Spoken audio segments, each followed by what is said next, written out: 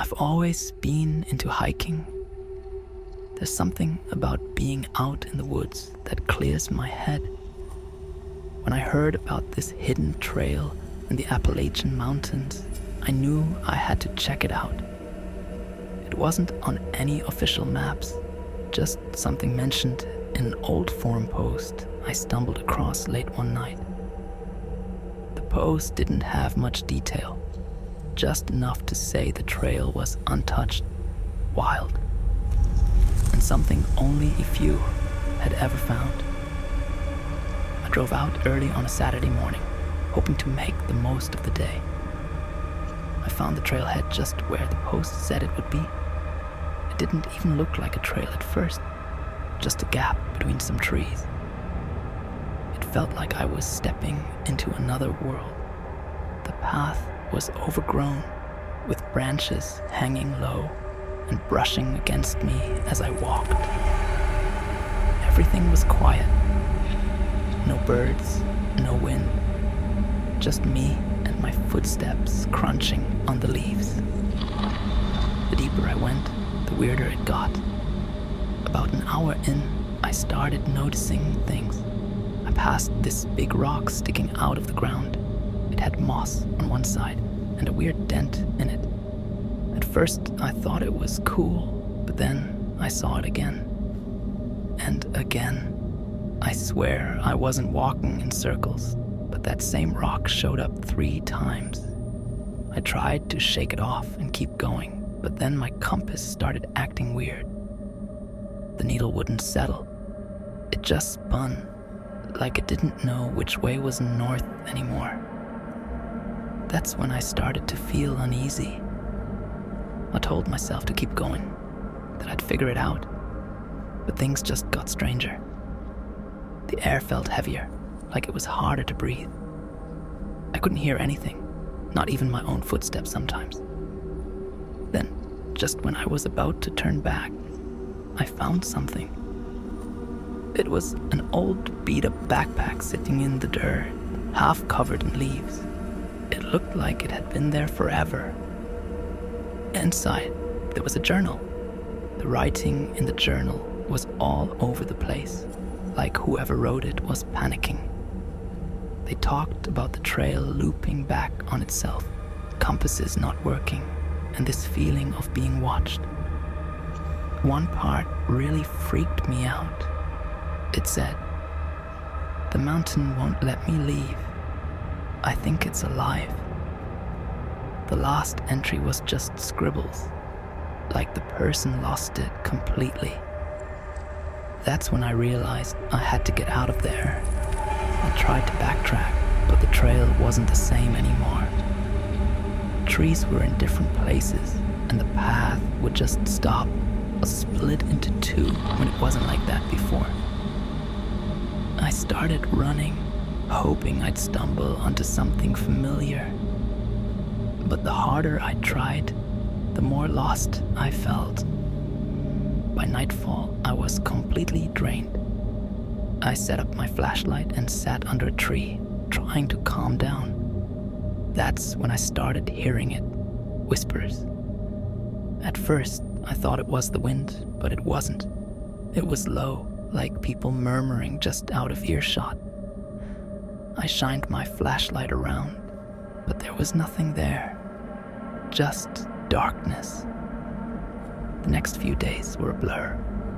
I don't even know how I survived. I drank water from a stream and ate some granola bars I had in my pack, but that was it. The whispers got louder at night, and I started seeing shapes moving in the trees. They were too big to be animals, but they didn't look like people either. I didn't sleep.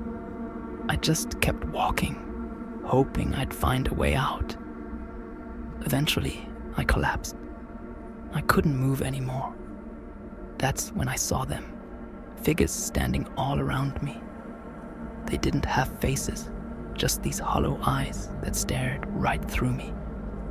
They didn't say anything, but I could feel what they wanted.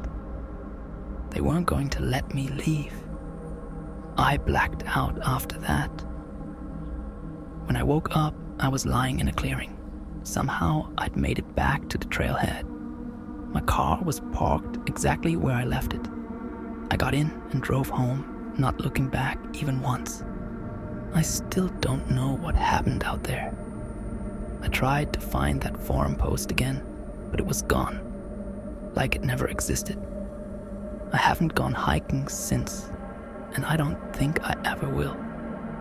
If you ever hear about a trail that's hidden or secret, just don't go. Some places aren't meant to be found.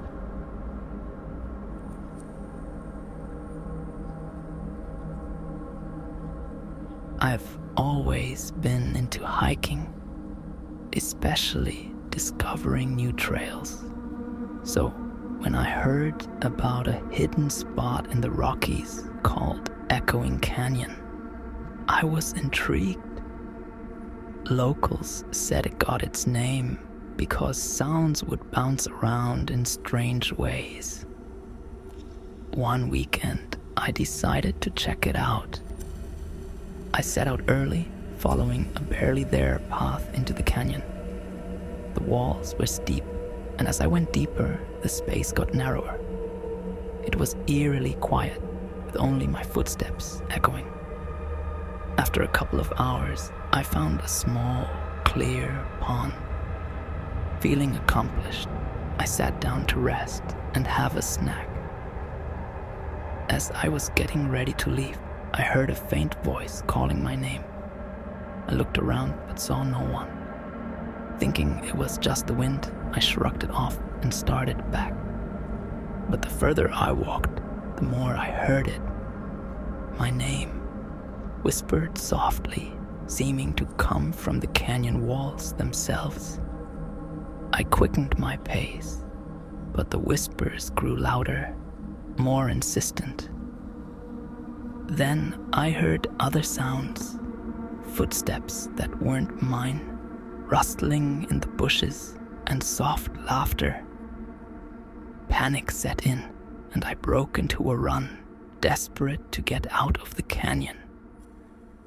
Suddenly, the path ahead was blocked by a figure standing in the shadows.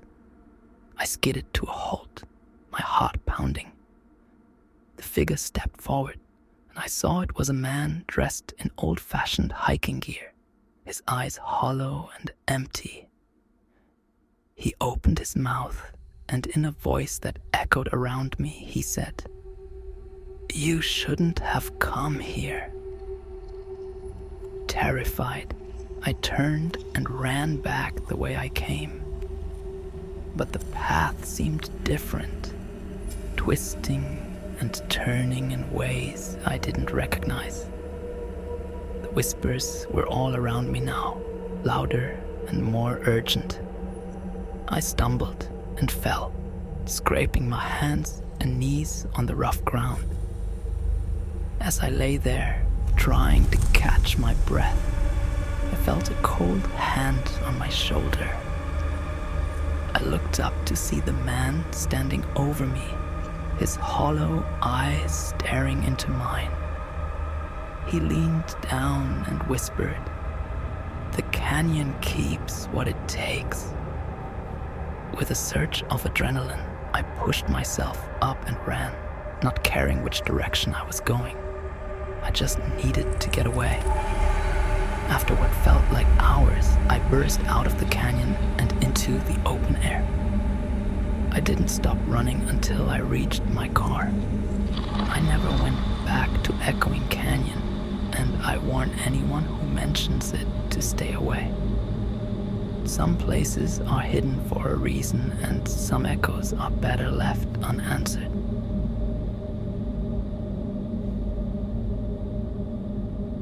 I've always been an avid hiker, seeking solitude and adventure in the great outdoors. One summer, I decided to tackle a remote trail in the Pacific Northwest, known for its dense forests and breathtaking views. I planned a solo trip, eager to disconnect from the world and immerse myself in nature. The first 2 days were uneventful, filled with the usual challenges of hiking, steep climbs, unpredictable weather, and the occasional wildlife sighting. On the third day, deep into the wilderness, I noticed something odd. Footprints on the trail that weren't mine. They were fresh, appearing after a brief rain shower, and seemed to follow the same path I was taking. At first, I thought nothing of it.